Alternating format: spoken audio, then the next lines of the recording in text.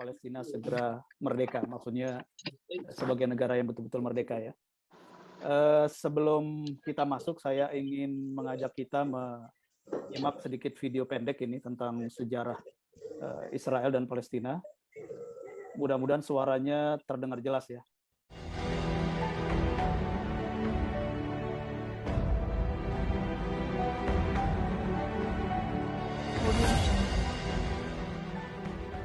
Ide mendirikan sebuah negara mandiri bagi Yahudi adalah ide organisasi Zionis yang didirikan oleh Theodor Herzl. Ide ini adalah respon terhadap ancaman eksistensial terhadap kaum Yahudi akibat gelombang nasionalisme radikal dan gagalnya asimilasi sosial kaum Yahudi yang berkembang di Eropa pada paruh kedua abad 19 yang berpuncak pada peristiwa Holocaust atau pembantaian kaum Yahudi. Mulanya Zionis punya 4 pilihan negara untuk menampung kaum Yahudi, Palestina, Argentina, Uganda, dan Mozambik. Tapi kemudian mereka memilih Palestina karena justifikasi keagamaan akan memudahkan mobilisasi global kaum Yahudi untuk bermigrasi ke Palestina. Di tengah kecamuk Perang Dunia Pertama, 2 November 1917, Arthur Balfour mendeklarasikan dukungan penuh Inggris terhadap misi Zionis membentuk negara Israel di Palestina melalui surat kepada Rothschild setahun sebelumnya pada 1916 karena pasukan sekutu yang di dalamnya terdapat Inggris dan Prancis yakin dapat mengalahkan Imperium Ottoman.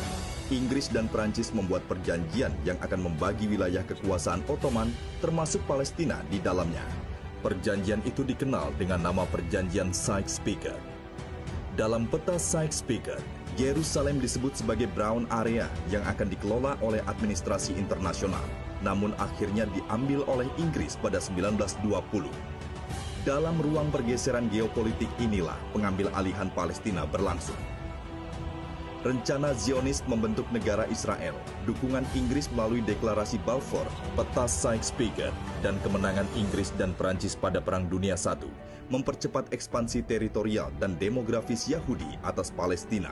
Dalam kurun waktu hampir 70 tahun, 521.000 kaum Yahudi telah bermigrasi ke Palestina bersamaan dengan era Hitler. Akibatnya, komposisi demografi wilayah Palestina berubah. Kaum Yahudi yang awalnya hanya 3% dari total 460.000 penduduk pada tahun 1882 menjadi 31,5% dari total 2.065.000 penduduk pada tahun 1948 di tanah Palestina. Begitulah cerita negara Israel dimulai. Kaum Yahudi sudah memenuhi wilayah Palestina sebelum negara Israel berdiri tahun 1948, yang pada mulanya adalah migrasi terencana Yahudi secara masif, berakibat pada konflik penguasaan lahan hingga tanpa disadari oleh bangsa Palestina berujung dengan penjajahan. Sayangnya saat itu lembaga internasional tidak berpihak pada Palestina. PBB justru menetapkan resolusi PBB nomor 181 tahun 1947 membagi wilayah Palestina menjadi 3 zona, yaitu untuk pemerintahan Israel, pemerintahan Palestina, dan zona bersama yang dinamakan Al-Quds atau Yerusalem. Dan setelah Perang 1948, Israel menguasai wilayah barat Al-Quds, sementara wilayah timur dikuasai oleh Yordania. Namun, wilayah timur Al-Quds tersebut kemudian dicaplok oleh Israel pada tahun 1967. Singkatnya, bila hutang budi kemanusiaan karena tragedi Holocaust yang menimpa Yahudi Eropa menjadi dasar negara-negara barat mendukung berdirinya negara Israel, mengapa Palestina yang harus membayarnya? Logika apa yang membenarkan kaum Yahudi yang menjadi korban pembantaian di Eropa sekonyong-konyong datang ke tanah Palestina dan berbalik menjadi pelaku pembantaian kaum Muslim di Palestina? Dan kini, 100 tahun kemudian, pengakuan Trump atas Yerusalem dan Al-Quds sebagai ibu kota Israel 6 Desember lalu menyempurnakan skenario 1 abad Zionis. Sesuai mimpi Bapak Negara Israel, Theodor Herzl, tidaklah sempurna tanpa Al-Quds. Dan saya kira kalau kita berbicara Palestina, perspektif keagamaan dalam hal ini Islam ini kan sudah banyak ya. Hari-hari ini karena bertepatan dengan akhir Ramadan waktu itu dan Idul Fitri, saya kira hampir semua ceramah-ceramah agama ini juga didominasi oleh bagaimana perspektif keagamaan di dalam melihat situasi kekinian yang terjadi di Palestina. Tetapi satu hal yang harus kita tidak boleh lupakan, bahwa berdirinya negara Israel dan kemudian juga inisiatif untuk mendirikan negara Palestina merdeka ini berada dalam satu konteks global politics yang juga harus kita pahami. Karena ketika kita memahami konteks global politiknya, maka lebih mudah kita nanti menemukan pikiran-pikiran untuk menemukan kira-kira peta jalan solusi Palestina ke depan itu seperti apa. Karena memang dua sisi ini, perspektif keagamaan dengan perspektif geopolitik itu tidak bisa kita pisahkan, bahkan semacam dua sisi mata uang. Misalnya ketika Theodor Herzl misalnya, itu akhirnya di dalam buku The State of the Jews atau Der Judenstaat berkesimpulan bahwa tanah bersama orang-orang Yahudi itu adalah Palestina dari 4 pilihan yang ada, itu juga kesimpulan atau keputusan setelah menggabungkan dua perspektif, perspektif geopolitik dan perspektif keagamaan. Karena tanah Palestina dalam kepercayaan historis keagamaan orang-orang Yahudi ini diakui dan difahami sebagai tanah Israel, ya, maka kalau pilihannya Palestina sebagai negara baru bagi orang-orang Yahudi yang diaspora, akan lebih mudah melakukan mobilisasi orang-orang Yahudi yang sudah mengalami diaspora puluhan atau bahkan ratusan tahun, ya. Dan itu akan berbeda kalau misalnya pilihannya bukan tanah Palestina. Jadi baik dari sisi Muslim maupun dari sisi Yahudi, dua perspektif geopolitik dan keagamaan ini memang tidak bisa kita pisahkan, ya. Nah, mudah-mudahan malam ini perspektif geopolitiknya akan lebih banyak kita elaborasi karena ada Pak Henny Wirahalim yang pakar geopolitik ini. Nah, saudara sekalian, saya ingin memulai dengan kembali saya share screen tentang negara Palestina. Jadi kita mengingat kembali sejarah bahwa deklarasi Palestina sebagai negara ini pada bulan November tahun 1988 di Aljazair, ya. Dan deklarasi itu yang diselenggarakan oleh organisasi pembebasan Palestina atau PLO, ya, ini dilakukan pada saat penutupan sidang Dewan Nasional Palestina. Ini badan legislatifnya PLO yang ke-19. Dan Yasser Arafat setelah menyampaikan deklarasi itu lalu diberikan gelar sebagai Presiden Palestina, dan secara de jure Yasser Arafat ini menjadi presiden pertama setelah setahun sebelumnya, ya, Dewan Pusat PLO atau Dewan Eksekutif PLO memilihnya sebagai presiden. Jadi kalau berbicara Palestina sebagai negara di atas kertas, ya, secara de jure itu sebenarnya sudah hadir pada tahun 1988, ya. Jadi sudah cukup lama kalau kita lihat usianya. Nah, kenapa pada tahun 1988 ini muncul negara Palestina yang diinisiasi oleh PLO? Karena pada waktu itu Liga Arab, ya, dan Liga Arab ini terbentuk setelah berakhirnya perang Arab Israel, ya. Pada tahun 1974 di Rabat, Liga Arab akhirnya bersepakat bahwa PLO ini sebagai satu-satunya wakil sah bangsa Palestina di dalam memperjuangkan hak-hak politik masyarakat Palestina, termasuk hak untuk mendirikan negara, ya. Jadi ini satu keputusan politik yang penting untuk kita pahami, karena ini memberikan makna bahwa PLO dan agenda politik untuk mendirikan negara Palestina merdeka ini tidak lepas dari proyek Liga Arab. Dan kalau kita berbicara Liga Arab, maka ini ada kaitannya dengan berkembangnya, ya, pan-Arabisme, ya, di masa-masa menurunnya kekuasaan Khilafah Turki Utsmani, sampai kemudian semakin berkembang ketika nasionalisme ini berkembang luas di kawasan negeri-negeri Muslim pada saat Perang Dunia Pertama sampai Perang Dunia Kedua. Jadi kalau kita katakan bahwa PLO dan misi untuk mendirikan negara Palestina merdeka yang diemban oleh PLO adalah proyek Liga Arab, maka ini harus kita tempatkan dalam perspektif ide tentang pan-Arabisme, ya, pan-Arabisme. Kenapa ini penting, saudara sekalian? Karena di saat yang bersamaan ada ide lain, ya, ini bagian dari dialektikanya, yaitu ide tentang pan-Islamisme. Yaitu ketika gejala-gejala penurunan Khilafah Turki Utsmani ini makin menguat, maka di banyak negara-negara Muslim juga berkembang ide untuk semakin memperkuat eksistensi dari pan-Islamisme ini, ya. Dan itu semakin menguat ketika pasca Perang Dunia Pertama, kemudian Khilafah Turki Utsmani atau Ottoman ini runtuh, dan kemudian ini menyuburkan gerakan-gerakan pan-Islamisme di sejumlah negara-negara Muslim yang pada saat itu juga mengalami kolonialisme. Nah, teman-teman sekalian, jadi ide muncul apa namanya negara Palestina dengan sebagai kekuatan representatifnya ini adalah bagian dari proyek apa namanya Liga Arab, yang Liga Arab ini adalah buah dari ide tentang pan Arabisme, bukan pan Islamisme. Ini perlu kita catat. Nah, saudara sekalian, eh, ide untuk mendirikan negara Palestina ini kemudian mendapatkan jalannya ketika pada November 1974 Majelis Umum PBB melalui resolusi 3236 ya, ini mengakui hak untuk menentukan nasib sendiri, hak untuk memerdekakan diri dan kedaulatan negaranya bagi rakyat Palestina. Ya.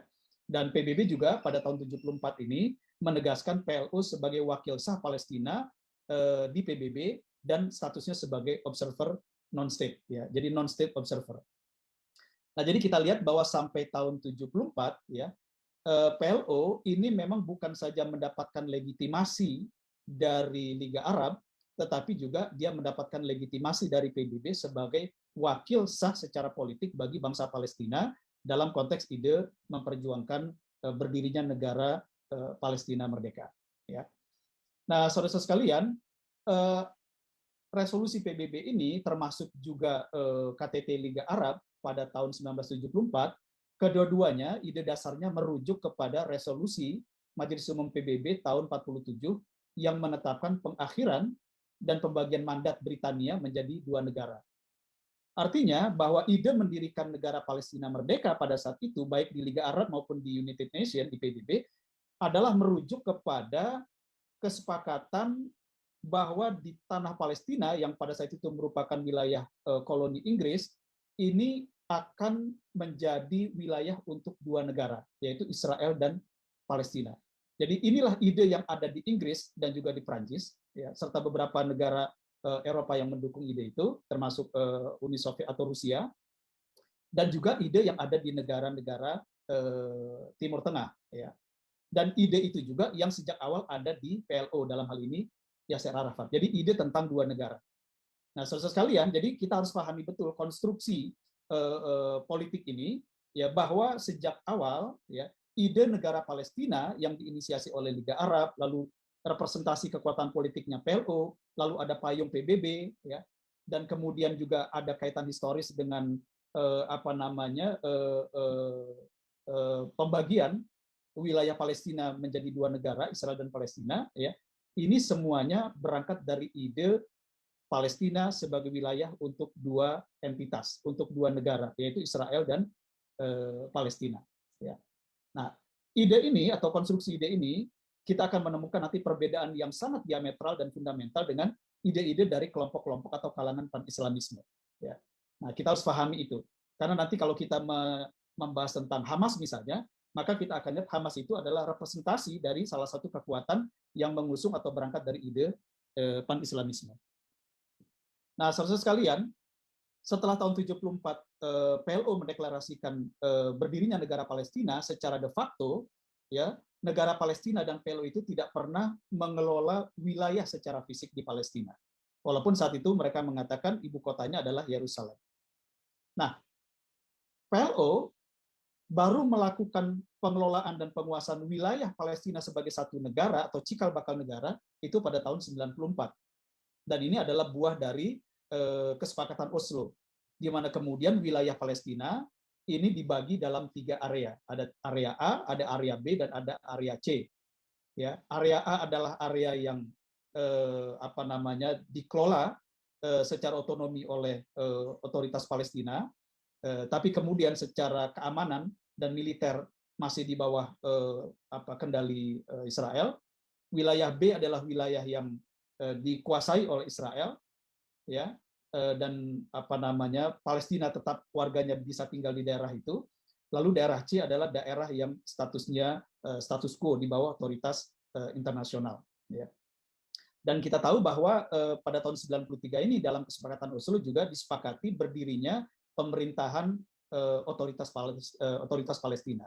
Jadi satu pemerintahan di dalam tanda petik di sini adalah di dalam yuridiksi negara Israel. Makanya kekuasaannya secara de jure dan de facto itu sangat limited, sangat terbatas. Jadi istilahnya Israel menjadikan Palestina itu negara di dalam negara, ya, pemerintahan di dalam pemerintahan. Nah, ini kira-kira kalau kita merujuk ke kesepakatan Inggris tentang peta tahun 47 yang dijadikan dasar pembentukan negara Palestina merdeka, ya, selain Israel yang sudah ada di situ. Ya. Nah, saudara sekalian, ini konteks latar belakang politik dari berdirinya negara Palestina. Jadi kalau kita berbicara negara Palestina sekarang ini, maka konteks sejarahnya secara politik adalah seperti tadi. Nah, saudara sekalian, jadi kalau kita membuat potret tentang negara Palestina sekarang, negara Palestina hingga saat ini berada pada wilayah pendudukan Israel dan pemerintahan di bawah kontrol Israel. Ya. Jadi kalau judul diskusi kita adalah kapan negara Palestina merdeka, ya artinya merdeka tidak lagi berada di wilayah pendudukan Israel dan tidak lagi pemerintahannya di bawah kontrol Israel. Nah, kemudian saudara sekalian, untuk menjawab pertanyaan tersebut, kita kembali kepada pemahaman secara akademik bahwa suatu negara itu dinyatakan berdiri dan berdaulat manakala dia memiliki 4 unsur. Ada wilayah, ada penduduk, ada pemerintahan, dan ada pengakuan. Nah, kita coba lihat keempat unsur ini satu persatu secara ringkas. Kalau kita lihat, kalau misalnya Liga Arab, PBB, ataupun Yasser Arafat dengan PLO-nya pada saat itu merujuk kepada peta 1947 sebagai wilayah negara Palestina, maka kita lihat bahwa sejak 1947, peta nomor 2 dari kiri, sampai sekarang kondisi tahun 2020, wilayah yang kita sebut dengan Palestina atau negara Palestina itu telah mengalami penyusutan secara sangat masif dan luar biasa. Jadi kalau tahun 47 peta Palestina itu hanya sekitar 44% dari peta historisnya, ya, maka pada tahun 2020 peta Palestina yang di bawah otoritas pemerintahan Palestina sekarang ini itu hanya sekitar 15% yang tersisa. Dan 15% nanti kita lihat juga di dalamnya tidak utuh. Ya. Artinya apa? Unsur pertama tentang wilayah yang dimiliki negara Palestina sejak dideklarasikan kemerdekaannya pada tahun 74, itu ternyata telah mengalami penyusutan-penyusutan dan penyempitan-penyempitan hingga sekarang tinggal 15%. Dan dengan proposal Trump pada waktu itu secara sepihak, secara unilateral misalnya, Israel telah mengambil alih Yerusalem Timur sebagai ibu kota mereka, ya, atau rencana ibu kota mereka. Nah, kemudian itu yang pertama.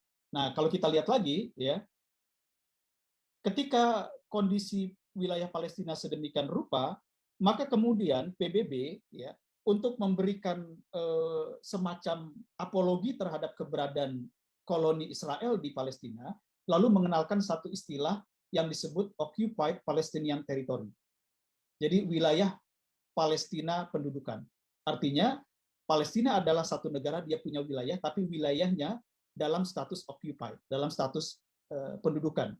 Sebenarnya istilah ini, istilah yang secara sepihak dimanfaatkan oleh Israel untuk kemudian melakukan penjarahan secara lebih meluas tanah-tanah Palestina melalui yang disebut dengan new settlement, ya, atau pembangunan pemukiman baru.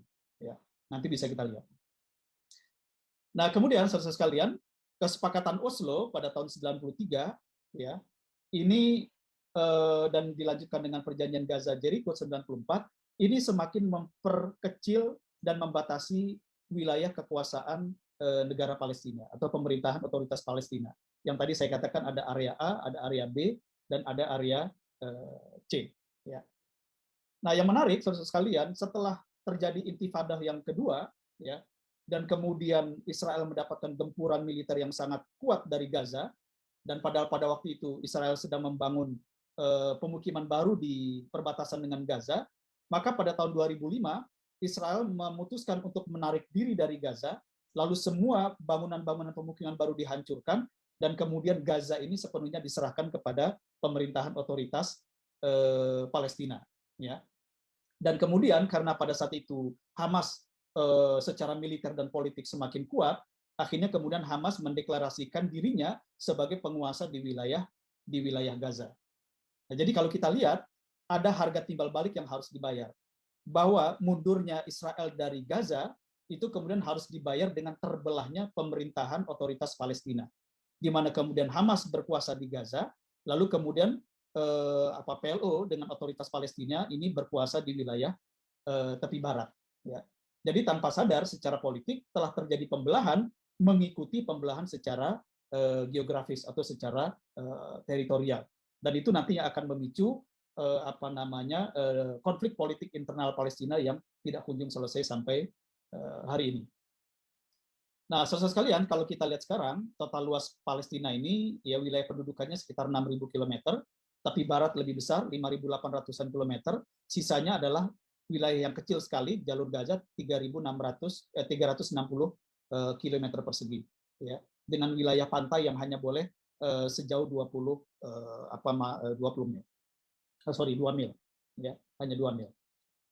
Nah, kalau kita lihat saudara sekalian, wilayah tepi barat ini yang menjadi wilayah otoritas pemerintahan Palestina, ya, 60%-nya ya ini adalah area C yang secara sipil dan militer dikuasai oleh Israel. Dan justru ini menjadi sasaran dari pembangunan pemukiman baru. Ya. Jadi kita lihat ini memang satu anomali.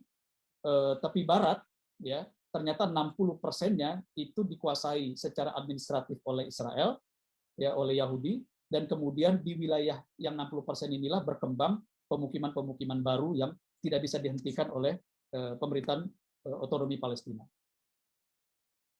Nah, ini gambaran pemukiman baru di tepi barat. Saya sudah pernah mengunjungi daerah-daerah pemukiman baru ini, termasuk menyaksikan bagaimana tembok-tembok raksasa yang membelah tepi barat dengan Yerusalem, ya, dan bagaimana checkpoint militer itu ada di mana-mana, dan ini yang kemudian membuat sekitar 250.000 penduduk Palestina ini tersandra di wilayah tepi barat ini. Ya. Nah, jadi kalau kita lihat memang wilayah tepi barat ini wilayah yang dipenuhi dengan enclave pemukiman Palestina, dan wilayah-wilayah pemukiman ini dikurung dengan tembok-tembok tinggi dengan pos-pos militer yang sangat kuat, dan mobilitas warga Palestina itu tidak mudah dari satu titik ke titik yang lain. Ya. Nah, ini yang pertama saudara sekalian. Jadi kalau kita berbicara wilayah, inilah wilayah existing dari yang kita sebut negara Palestina. Lalu yang kedua, bagaimana unsur penduduk di Palestina. Ya. Kalau kita lihat saudara sekalian, penduduk Palestina in total di seluruh dunia ini ada sekitar 12,7 juta, mungkin datanya sudah bertambah, tetapi yang tinggal di Palestina ini sekitar 5 juta. Ya, mungkin juga bertambah karena ini data sulit sekali kita validasi. Nah, dari 5 juta ini 3 juta ini tinggal di kawasan tepi barat, dan 2 juta ini tinggal di Gaza, daerah yang sangat kecil, yang sangat sempit.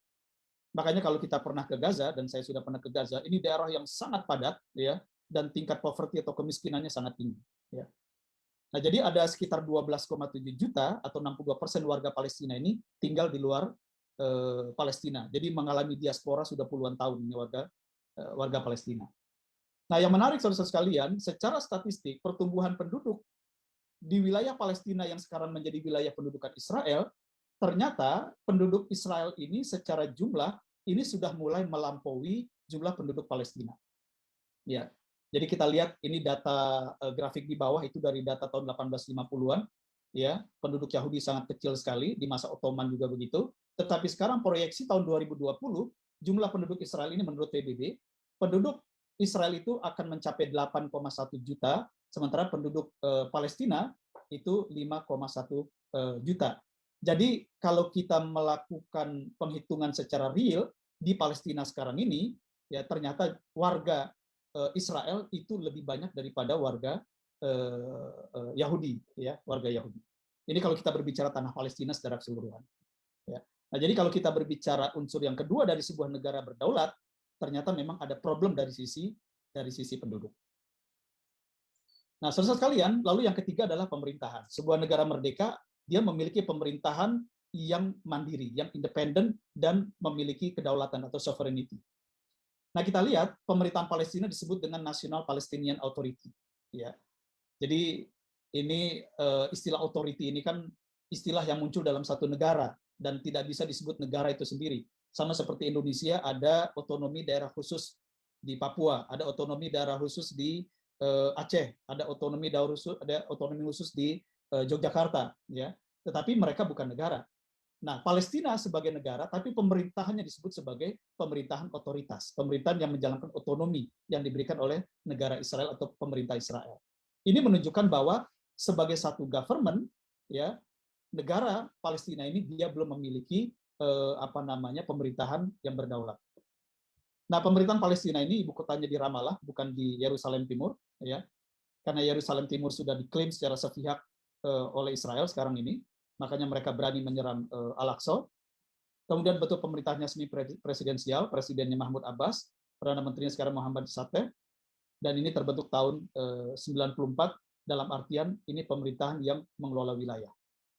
Dan pada tahun 2012 negara Palestina ini menjadi a non-member state di PBB, ya. Jadi a non-member state observer, ya. Jadi baru menjadi observer tapi juga bukan anggota. Nah, mata uangnya ini ada 3. Karena di Gaza mereka memakai pound Mesir, lalu di Yerusalem kalau kita belanja di sana itu pakai mata uang Israel, ya. Tapi kalau kita di tepi barat yang berbatasan dengan Jordan, itu kita juga banyak menggunakan mata uang dinar Jordan. Nah, ini pemerintahannya. Jadi dari unsur yang ketiga, negara Palestina ini belum memiliki pemerintahan yang berdaulat. Nah, lalu kita coba lihat dinamika pemerintahan yang terjadi dari waktu ke waktu. Ya. Dan ini merefleksikan bukan saja lokal politics, ya, politik lokalnya, tapi juga ini menggambarkan root atau akar dari perbedaan paradigma politik. Yang satu rootnya adalah paradigma pan-Arabisme, yang satu lagi paradigmanya adalah pan-Islamisme. Ya.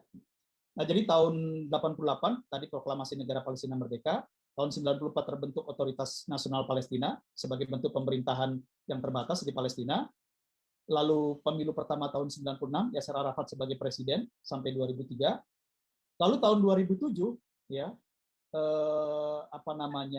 pasca Intifadah yang kedua ya terbentuk pemerintahan Otoritas Palestina bersama. Jadi untuk pertama kali pemerintahan Otoritas Palestina ini dikelola bersama antara Fatah dan Hamas. Karena Fatah menyadari kekuatan politik Hamas dan militernya ini bertambah kuat setelah Intifadah jilid 2. Tapi pemerintahan bersama ini tidak berumur panjang, tidak sampai setahun bubar, ya. Lalu setelah itu terbentuklah 2 pemerintahan, ya. Tepi barat dikuasai oleh Fatah yang mendominasi pemerintahan Otoritas Palestina, lalu di Gaza didominasi oleh Hamas yang juga mengelola administrasi sendiri, termasuk mengelola keuangan sendiri karena tidak mendapatkan bantuan sedikit pun dari Ramallah. Ya. Nah, inilah pembelahan politik dan pemerintahan yang terjadi sejak 2007.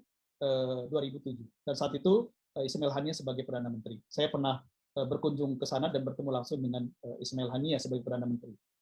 Nah, saudara sekalian, tahun 2014 terbentuk pemerintahan bersatu Palestina kembali, ya, Fatah dan Hamas, setelah ada pengakuan dari PBB tahun 2012 tentang status negara Palestina dan Palestina sebagai non-member state, ya, observer.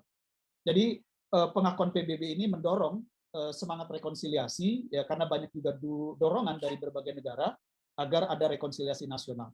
Akhirnya 2014 terbentuk lagi pemerintahan bersama untuk yang kedua kalinya, tetapi lagi-lagi pemerintahan bersama ini hanya seumur jagung. Ini bubar kembali, ya, karena ketidakcocokan dan tidak mampu berkolaborasi satu sama lain. Dan pada 2016 kembali terbentuk 2 pemerintahan di tepi barat dan Gaza sampai sekarang.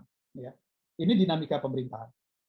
Nah, jadi kalau kita lihat potret dinamika politik dan pembelahan politik yang terjadi, termasuk pembelahan pemerintahan, ini tergambar dari slide ini.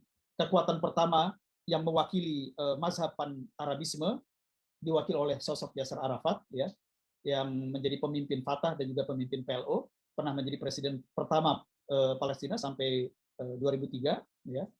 Lalu sosok yang kedua adalah Sheikh Ahmad Yassin, ya. Ini adalah pendiri dari Hamas, ya, yang pertama kali meledakkan Intifadah pada tahun 1987, dan Hamas ini sebagai reaksi, ya, terhadap kegagalan perjuangan diplomasi politik dari PLO karena dianggap terlalu kompromis dan memberikan kerugian yang semakin besar terhadap warga Palestina. Ya.